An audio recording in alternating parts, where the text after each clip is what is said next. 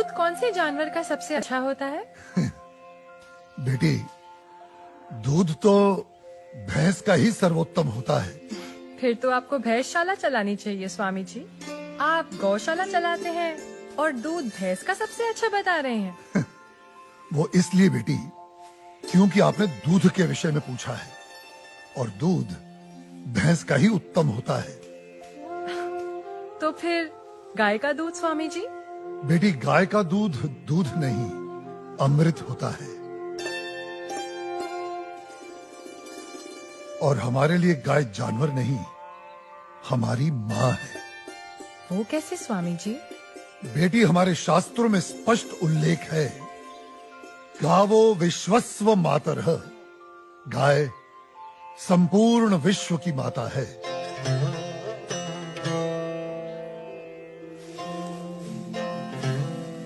बेटी, गाय ही संसार में एकमात्र ऐसा प्राणी है जिसके अंग अंग से संसार को लाभ प्राप्त होता है।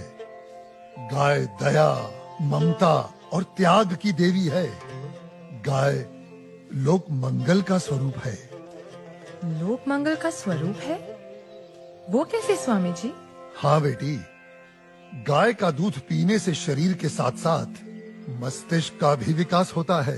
गाय के दूध में 8 प्रकार के प्रोटीन्स, 6 प्रकार के विटामिन्स, अनेकों प्रकार के एमिनो एसिड्स और न जाने कितने प्रकार के दुर्लभ तत्व प्राप्त होते हैं। It's a complete and wholesome food. ये मानव शरीर के प्रत्येक रोगों के लिए वरदान है, इसीलिए ये अमृत है। अब तुम गौमूत्र को ही ले लो। गौमूत्र बेटी अद्भुत औषधि है, और हमारे आयुर्वेद में तो कई सारी जीवन रक्षक दवाएं गौमूत्र को केंद्रित करके ही बनाई जाती हैं। अच्छा। क्या आपको पता है, अमेरिका अपनी दवाइयां बनाने के लिए काऊ यूरिन इंडिया से ही इंपोर्ट करता है। रियली? अब आओ गोबर पर।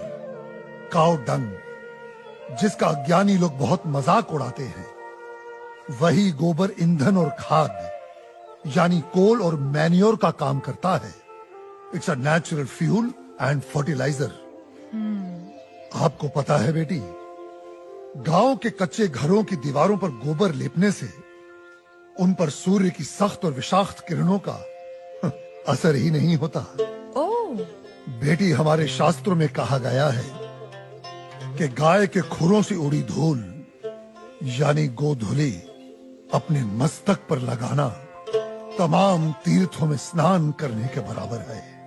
लेकिन स्वामी जी, आपने ये गौशाला खोलकर जो बूढ़ी और दूध ना देने वाली गायों को शेल्टर दिया है, अगर कोई कसाई इन्हीं गायों को काटकर उनका मांस अगर बाजार में बेचता है, उसे तो 30-40 हजार का लाभ हो सकता है। लेकिन आपने तो इन बूढ़ी गायों को शरण देकर उसके पेट पर तो लात मार दी है। उस बेचारे का तो रोजगार छिन गया है स्वामी जी। हम कितने एहसान फरामोश हो गए हैं बेटी। चलो आज एक कैलकुलेशन करते हैं। एक गाय 20 से 25 साल जीती है।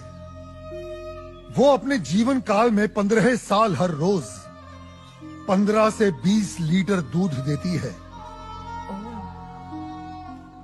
इसका मतलब एक साल में हुए तकरीबन 7,000 लीटर दूध, और 15 साल में हुए 1,05,000 लीटर दूध। अब आप अंदाजा लगा लो, 1 लीटर दूध कितने का बिकता है, और 1,05,000 लीटर दूध कितने का बिकेगा। अब तुम वैसे ही गोबर और गौमूत्र का भी गणित जोड़ लो। तुम्हारी आंखें फटी और खुली रह जाएंगी कि एक गाय अपने पूरे जीवन काल में कितने करोड़ों रुपए मनुष्य को कमा कर देती है। बेटी, अनेक इंडस्ट्रीज काऊ डेयरी और उसके बाय प्रोडक्ट्स पर टिकी हुई हैं।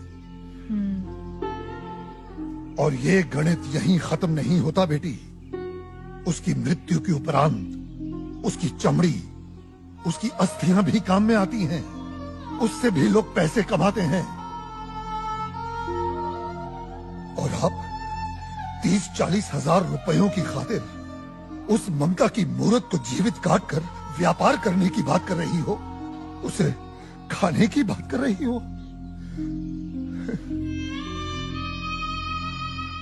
और कितना त्याग, कितना उपकार चाहिए एक प्राणी से।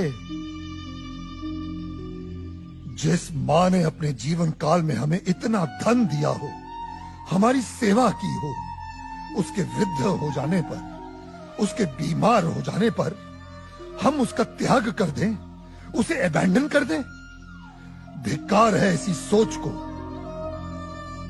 बेटी अपनी मां के वृद्ध हो जाने पर उसे बेचा नहीं जाता, उसे काटा नहीं जाता, उसकी सेवा की जाती है। मैं आपकी बात से सहमत हूँ स्वामी जी, लेकिन आपका पॉइंट ऑफ व्यू प्रेजुडिस भी तो हो सकता है, क्योंकि आप एक हिंदू हैं। ओ मैडम जी, आप बिल्कुल गलत बोल रही हैं। मैं एक मुसलमान हूँ और मेरा नाम इस्लाम मुन्ना शेख है और मैं इस आश्रम का ग्वाला हूँ। और हमारे कुरान पाक में कहीं भी गाय के गोश्त को खाना नहीं लिखा है। हम हिंदुस्तान में रहते हैं। अगर गाय हिंदुओं की माँ है तो गाय हमारी भी माँ है। तो इसका मतलब आप भी गौ हत्या के खिलाफ हैं? 100%। हम हिंदुस्तान में गौ हत्या नहीं होने देंगे।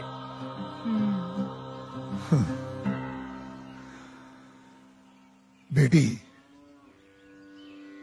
जितनी भी बीमार, लाचार और दूध ना देने वाली गाय हैं, जिन्हें हमारे अपने ही हिंदुओं ने अपने निजी स्वार्थ के लिए त्याग दिया है, हम उन सब गायों को अपने यहां शरण देंगे।